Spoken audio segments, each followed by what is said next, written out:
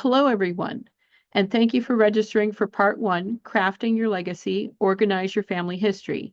My name is Kate Kisselstein, and I'm the junior librarian in the local history and genealogy department at Onondaga County Public Library's Central Library. Today's program is the first in a special two-part series to celebrate National Family History Month. So in this program, we'll uncover techniques that transform scattered information into a cohesive structure, setting you up to craft a compelling narrative from your family history.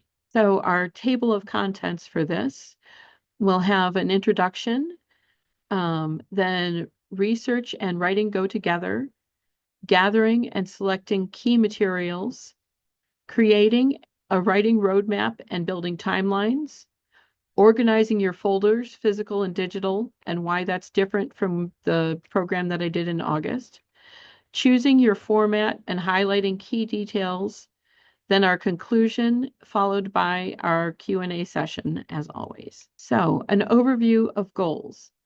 Our goal in this session is to give you practical tools to organize your research, so when you're ready to start writing, the process feels less overwhelming. We'll focus on selecting key materials, organizing both physical and digital files, and creating timelines to guide your narrative. The importance of organizing for storytelling. Organizing for storytelling is different from organizing for research. When we're researching, we're gathering as much information as possible. But when it comes to writing, we need to focus on creating a clear narrative. The idea is to streamline what you already have so your materials help to tell a cohesive story rather than overwhelming you with details. And two quotes that we have here. These are the two. There are a lot of books out there on help that will help you write your family history. The two I narrowed my focus to are Nolene Kyle's Writing Family History Made Very Easy, and Katie Funk Viva's How to Write Your Personal or Family History. And from Kyle's book, we have A Well-Organized Story is the Foundation for Preserving Family History and Legacy. And from Katie Funk Viva, we have Everyone Has a Story to Tell, but Not Everyone Has a Structure in Place to Tell It. So our research and writing go together. Research is the foundation of your family story, but it's not just about gathering information, it's about shaping it into a narrative. Writing begins when you start organizing. As you sort through your research, you naturally begin to identify key themes, events, and connections that will form the backbone of your story. Organizing your research supports your writing. With organized materials, you can focus on storytelling without constantly searching for information. And Viva tells us, writing your family history is like piecing together a puzzle. Each bit of research helps build the bigger picture.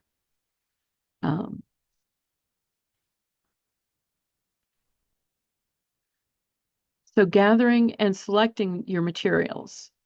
You should gather only what you're gathering, in this case, only what supports your story. Choose the materials that contribute to the narrative that you want to tell. Focus on key documents and events. Identify 4 to 6 key materials per chapter, such as photos, certificates, letters, and/or family anecdotes. That was what I chose to do for the family history blog that I started, that I'm still working on creating my second blog post for. That is Palmer's Diner, a family history in the baking, where I've started a blog post that a family history blog post, or blog rather, about my maternal grandparents, Al and Aline Palmer, and how they met on a blind date. And I've started sharing their story, and along with it, some family recipes. That's one of the themes that I've surrounded that with, is that each blog post is going to share a recipe from that side of the family. So think thematically or chronologically. Organize materials by life stages, events, or family groups to simplify your writing. And from Kyle's book, we get that the process of selection is about shaping a narrative. You don't need everything, just what builds the story you want to tell. Creating a roadmap and building timelines. Timelines will help structure your narrative. They keep your story organized and ensure a clear progression of events. The roadmaps guide your writing process. Create a chapter by chapter outline, or in this case, a post by post outline um, to help you stay on track. Identify key events and life stages. Focus on significant moments to drive each chapter. And from Viva's book, we get life is lived in stages and recognizing the turning points of each stage helps frame the larger narrative. So here we come to organizing your folders, physical and digital. Now that we've talked about selecting key materials and creating timelines, let's look at how to organize those materials so they're easy to access during the writing process. Setting up folders that align with your writing structure is key. So these ones you can organize by chapter, theme, life stage, or family group, whatever makes the most sense for the story that you're going to be telling. For physical materials, use labeled folders for easy access. You might have one folder for birth certificates, another for letters, and so on. Keeping everything in one place ensures you don't waste time searching for key documents. On the digital side, create a system of folders and subfolders that mirror your physical organization. This will allow you to find the documents you need without sifting through hundreds of files. It's all about streamlining the process. And as Viva says, she suggests that your research should be organized like chapters in a story, supporting the natural flow of your narrative. So organizing for writing a family history does overlap with organizing your research, like we discussed in August. But the key difference is how the materials are prepped and framed for storytelling rather than just research. Physical files. If you've already organized your genealogy research, you could make photocopies of your key documents for the storytelling, like birth certificates or family group sheets, specifically for this narrative. These copies could be placed in a separate folder labeled by chapter or theme. For example, Chapter 1, the early years, or the Smith family moves west. This way, you're pulling together documents that directly contribute to the story you want to tell, not just the research behind it. For digital organization, you could create a new folder labeled just for writing purposes. For example, Family History Writing Project. Inside that folder, you can drag and drop digital copies of essential documents that will support each part of your family history, organizing them by chapter, family line, or theme. Essentially, you're curating a collection that directly supports your writing. The idea is to streamline what you already have into a format that will help you focus on storytelling rather than data. It keeps you from having to sift through everything again when you start your writing. Now we get into choosing your format and highlighting key details. You can Now that you've gathered your materials and organized them, it's time to decide on the format for your family history. Choosing the right format will help give your story the structure it needs. Consider what format feels right for your story. You can take a traditional chapter approach, telling the story chronologically, or opt for a memoir style, where you interweave reflections and personal insights. Some people prefer themed stories and focusing each section on a specific event or theme. And and then there are those that can lend itself well to a family history blog, for example. And you could also create a family history blog that would mirror what you're working on as you're writing that memoir or traditional chapter approach. As you write, highlight the key details, dates, events, and people that will keep your story grounded.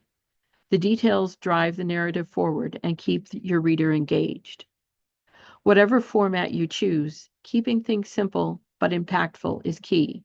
A well-structured format ensures your story flows naturally and that readers won't get lost in the details.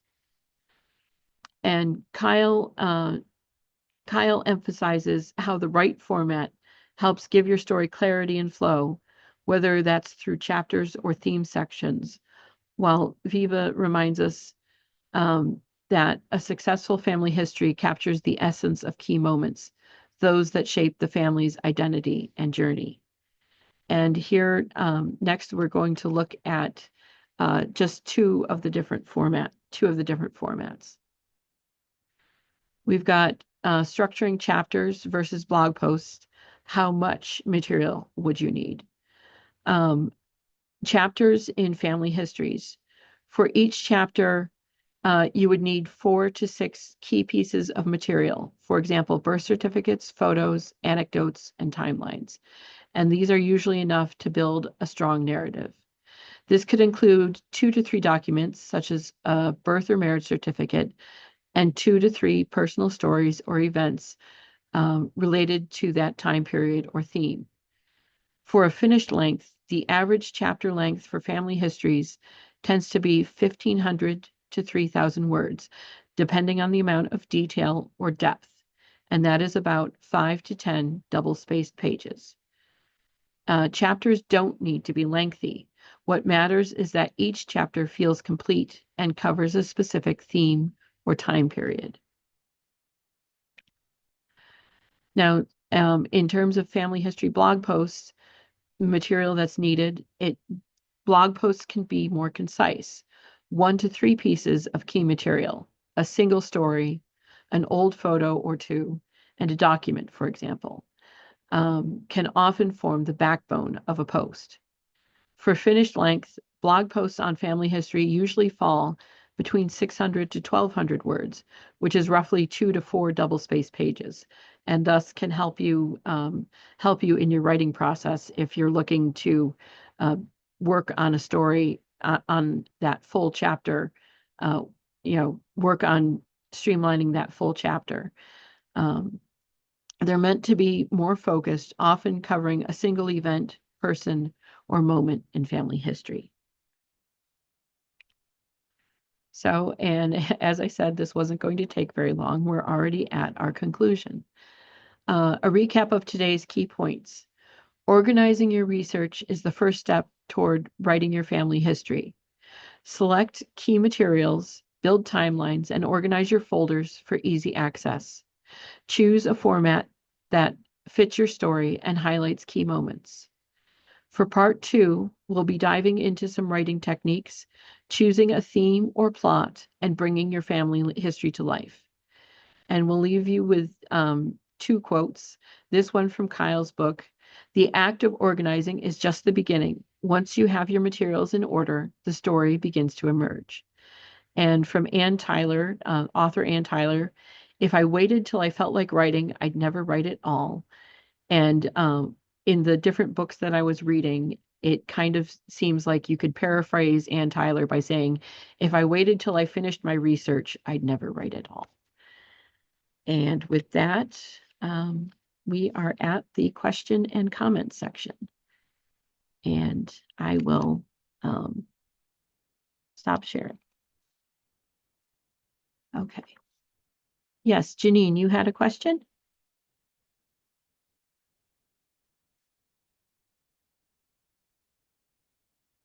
Oh, Janine? I can see I'm muted. I'm sorry. Yeah, I have a comment, not a question. Oh, comment. Yes. Lisa also spoke at Central New York Genealogy several years ago, and her point was you can't edit a blank page. In other words, you have to start writing. You just have to. Another person who's out there, Alyssa Scalisi Powell, talks about you write as you research. In other words, when you find that great point, you write it down right there and then. And as you're doing your research, you're actually creating that piece, that whatever, because you're not going back to look for anything. You've got all the salient points in front of you. So I offer those two suggestions. And Yes. Yes. And I discovered Lisa Alzo in September, so it was too late for me to grab her for this month.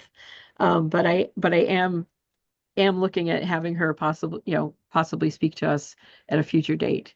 she's a great speaker. Yeah. Good to know. Yes. Okay.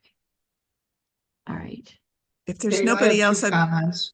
Mm, what was that, Scott, go Scott? ahead. Scott? I have two comments. Yes. Uh, I found, I'm probably going to be dead and buried before I ever finish my book. Okay.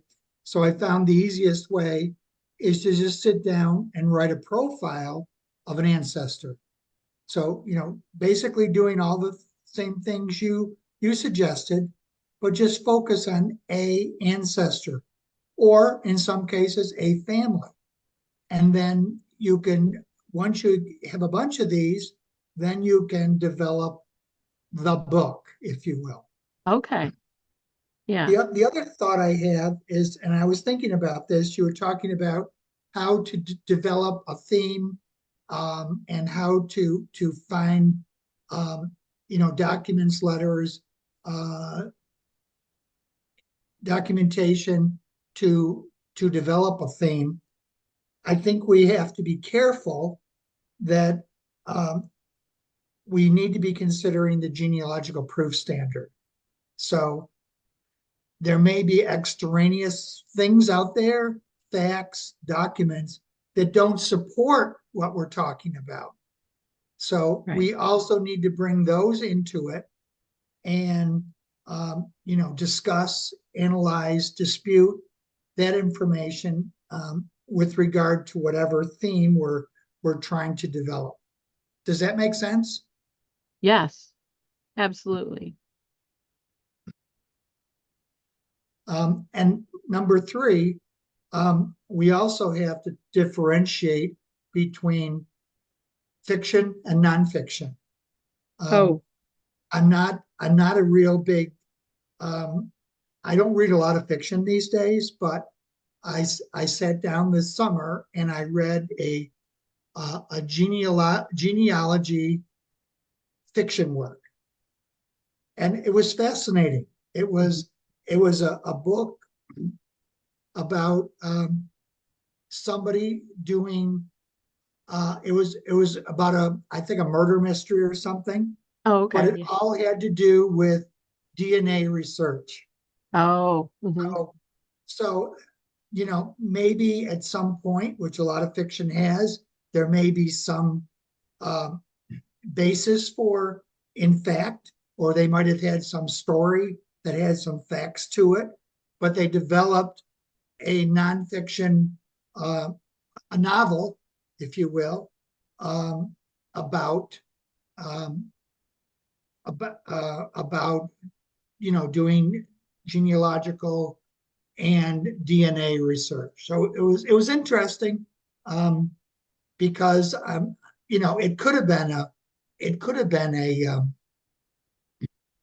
a true story. Right. Exactly. Yes. And I actually kind of did that for a short story class that I did. I did creative nonfiction about an incident that happened with my maternal grandparents later in life. Um, but it was just this one little incident, and then I, you know, made a whole story about it. But that there was the one part, the inciting part about it, but then the rest of it was all made up. So I know what you mean. You have to be careful Yeah, about but we have make to very, very clearly have a demarcation between fiction and nonfiction. yes. exactly. Yes. And I see, Jerry, you have your hand raised? No, I didn't. I'm sorry. It was a Oh, mistake. oh, okay. That's okay. Yeah. Back to Scott's point, if I may, Sure. there's a way to write.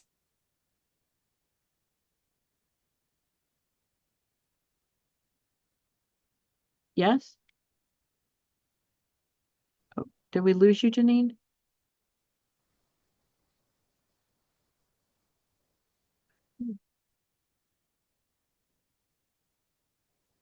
I think we lost her.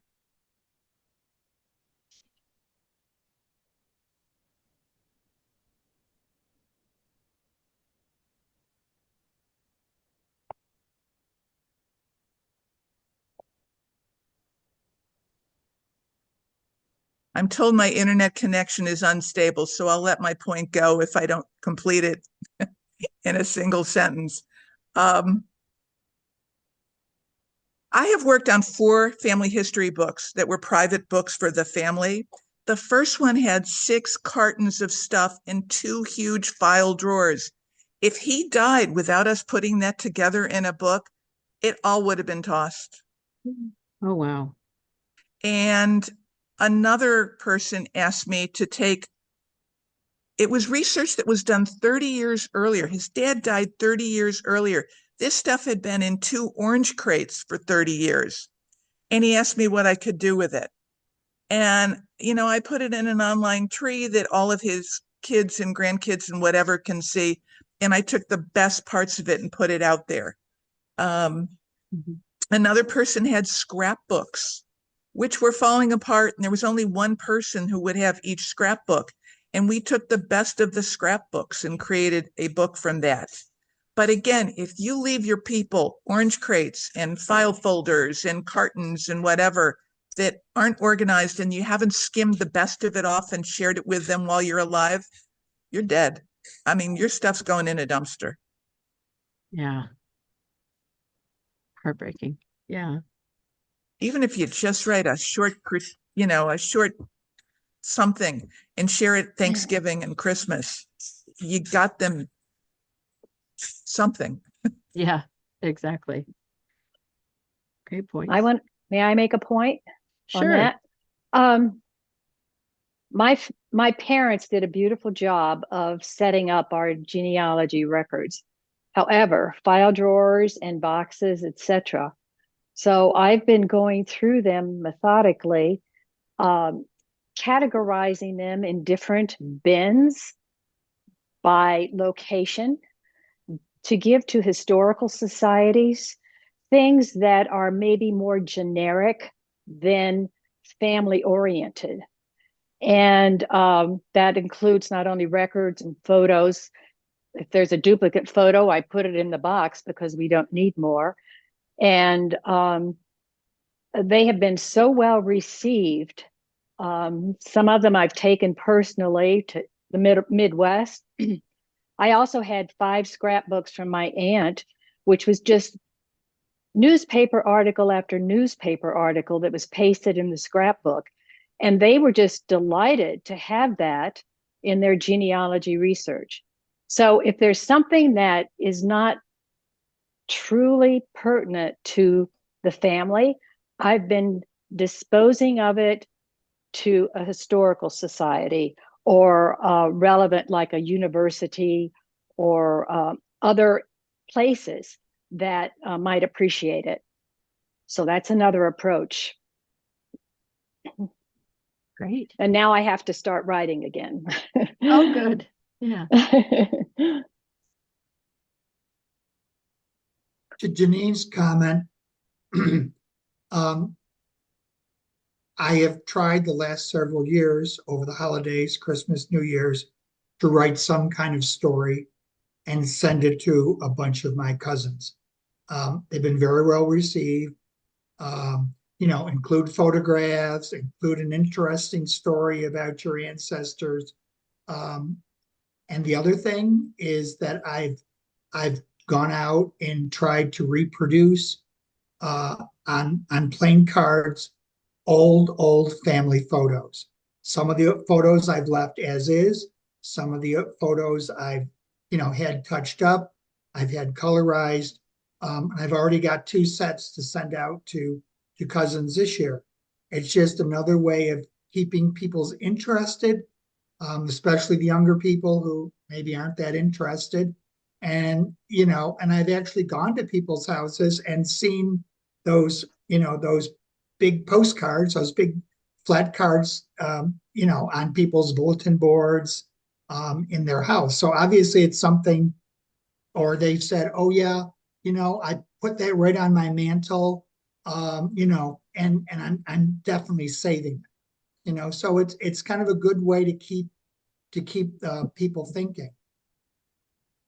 So, and I came across an interesting story a couple days ago, and this is a great grandfather of one of my first cousins.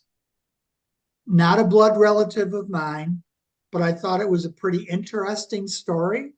So I just emailed it to her today. It was covered in multiple newspapers in Western New York. And it was a story about a hotelier and saloon keeper who in 1897, his wife went to church on a Sunday. She came home and she found he hung himself. Pretty interesting story. These articles gave all the gruesome details. And I'm just thinking, as Janine was talking, that this would be a great story in itself, or it could be a great story to build a genealogical fiction story about. Kate, there's one for you. Oh, yeah. Yeah. Janine again. So I put something in the chat. It's a book by Marion Wood Burke. It's Planning a Future for Your Family's Past. And I'm reminded of it when the comment was made earlier about donating things to historical societies. There's there's a military museum, there's a historical society, a library, whatever. If you're willing to catalog your stuff, they don't want you to just send photos. You've got to know who's in the photo and what's the relevance of it and what have you, where it was taken, when it was taken. But there are organizations that are looking for one-of-a-kind materials that you may have. And it's one of several suggestions that Marion has in her book, as well as how to engage your current living family members and all those old dead people they don't care about or haven't ever heard about. Great. Thank you.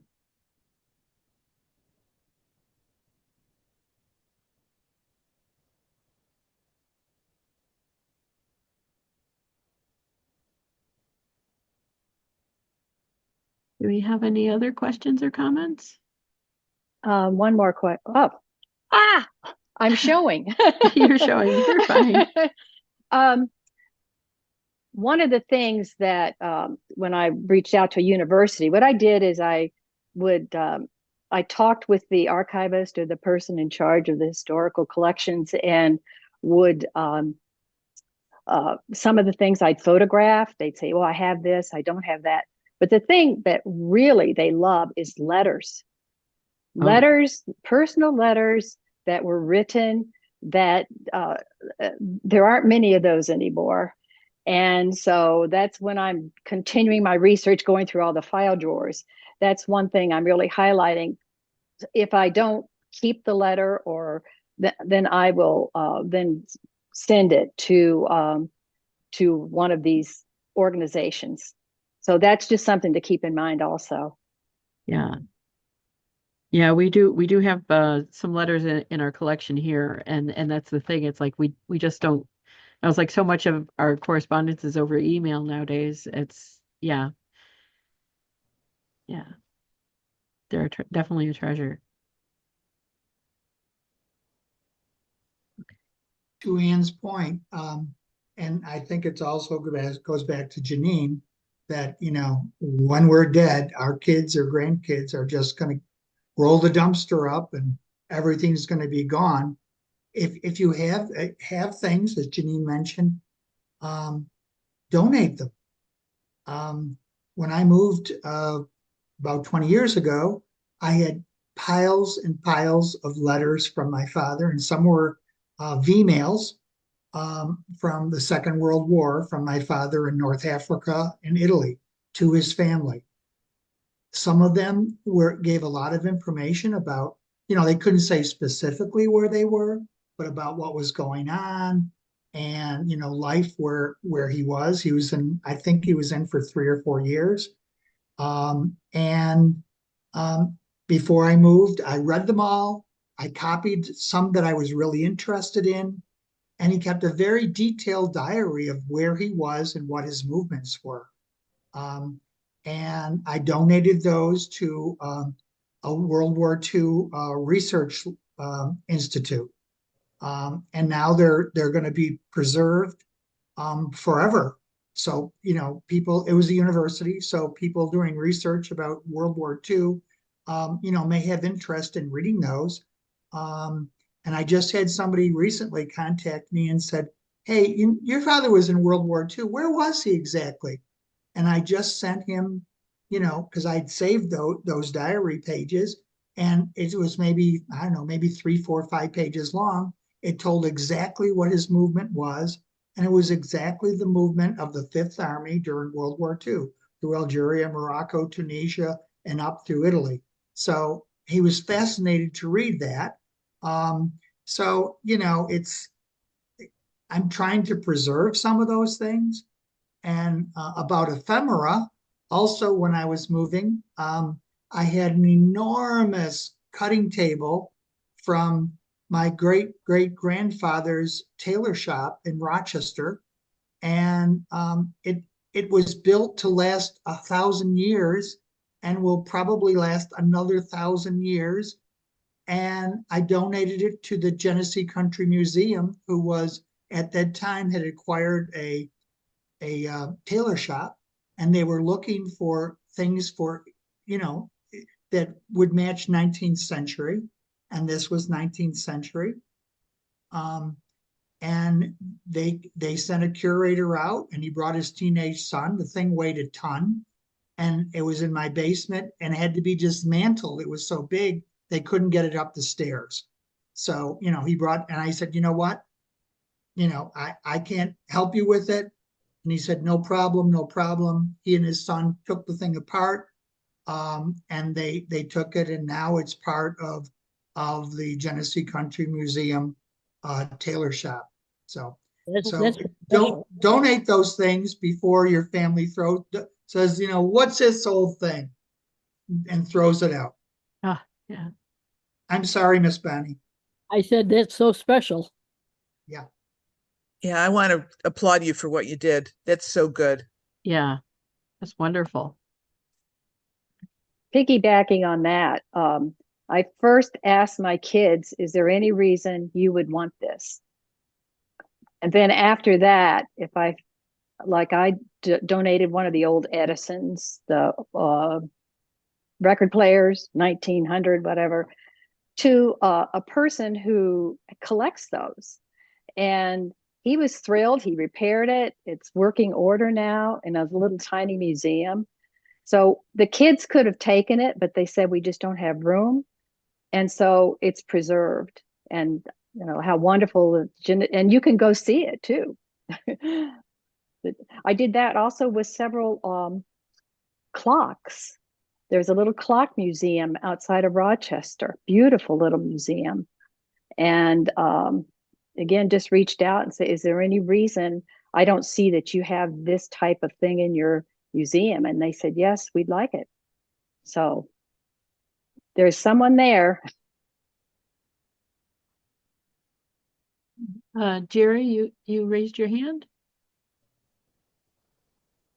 Yes. To anyone that could answer this, I mean, I have a bunch of photographs. Some are detailed from the 30s when my father was at the CCC camp in Fort Byron, New York, and we had him digitized. A student that was on uh, some summer break or winter vacation, whatever, at our local library digitized those.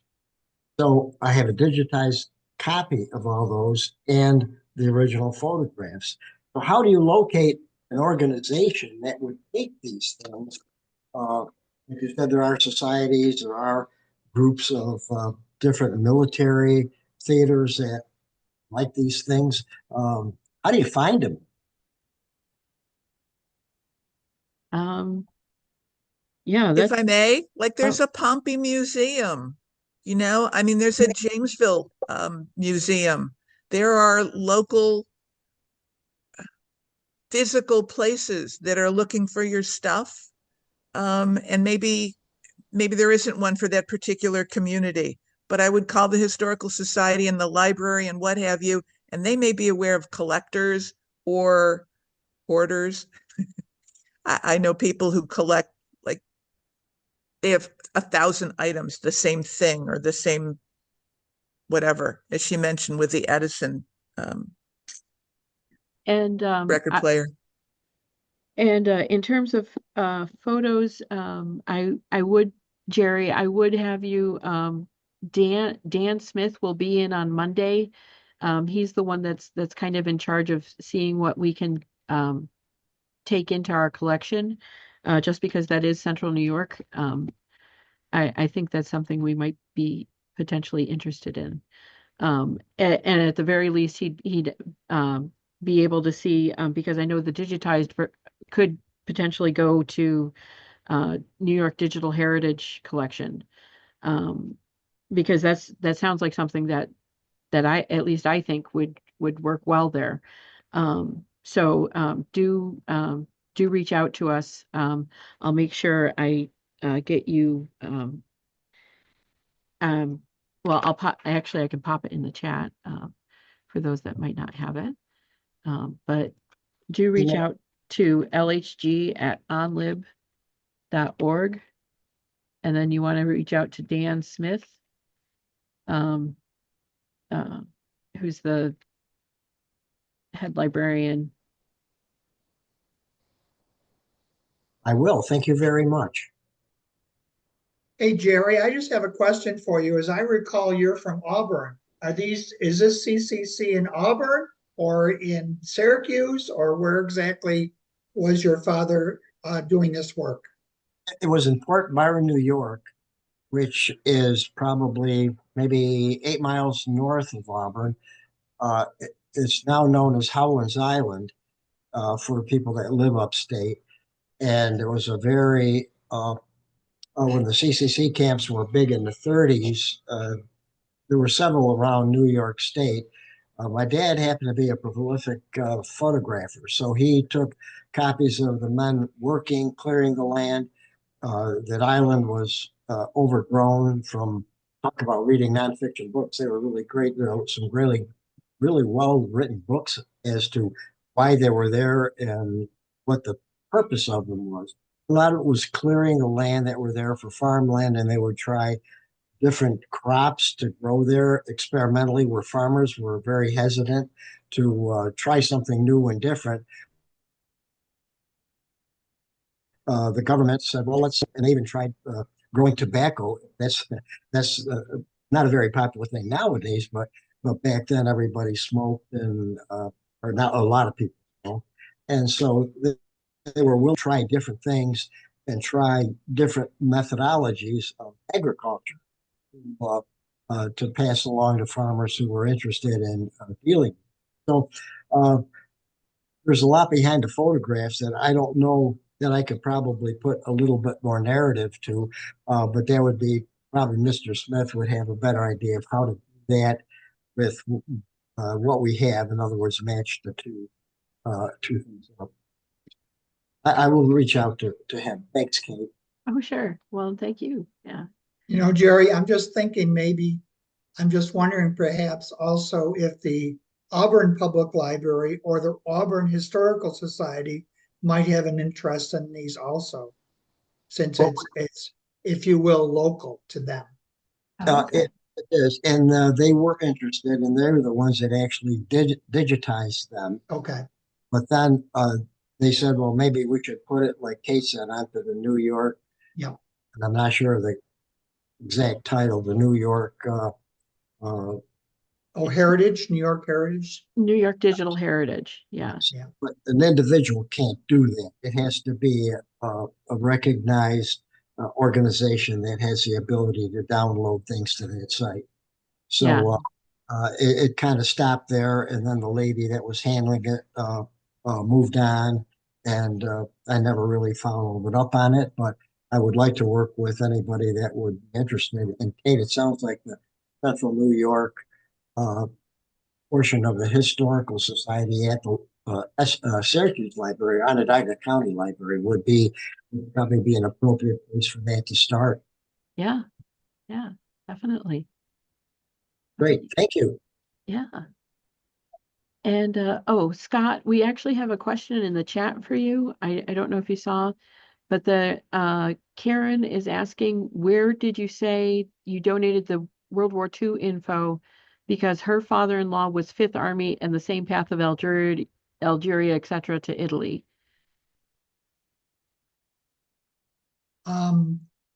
Kate, if you can give her my email address, Okay. can you do that?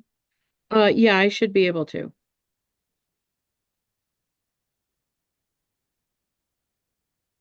She can contact me and I will give her that information. It's kind of a long name and I just don't remember. Center for World War II Studies at, I can't remember exactly. It's Uh-oh. it's it's a university in Florida that Oh, did that. okay. Yeah, and it's been cataloged and it's available now to researchers. So Okay. Got it. Will do. All right. And so do we have any other questions or comments? and I'd be happy also to send Karen my, father's summary of where he was. My father was not and he was more of, I'm going to call him an administrator. He was like an officer personnel office um, for the Fifth Army. So he wasn't fighting per se, and he indicated that he had to serve longer than a lot of his buddies because of that fact. Since he wasn't in the infantry, he was, support, backup support. He served, I'm going to say, around 4 years, something like that. Um, so, anyways, and it was more difficult for him to get a promotion because of the fact that he was support as opposed to being actually in the infantry. So he eventually became a staff sergeant, but that was after, I think towards the end of his military career that happened because he wasn't in front lines. Oh, okay. Wow. Yeah. All right. So, if there are no other questions or comments, I will let everybody know. Many of you have already registered for part 2 that is happening on Friday, October 25th, which is our same bat time, same bat channel kind of place. So that's Friday, October 25th, 10 a.m. to 11 a.m. Eastern on Zoom. And that will be writing your family history, and I'm looking forward to that. We'll delve into more of the nitty gritty of writing up your narratives. And with that, I will wish you all a lovely weekend and enjoy your autumn colors if you have them. Take care. Thank you, Kate. Thank Yep. you. Thank you, Kate. Take care. I want to say Thank you, thank you, Kate. Oh, All right. See you all next time. yep. See you all next time. Here, everybody. Yep.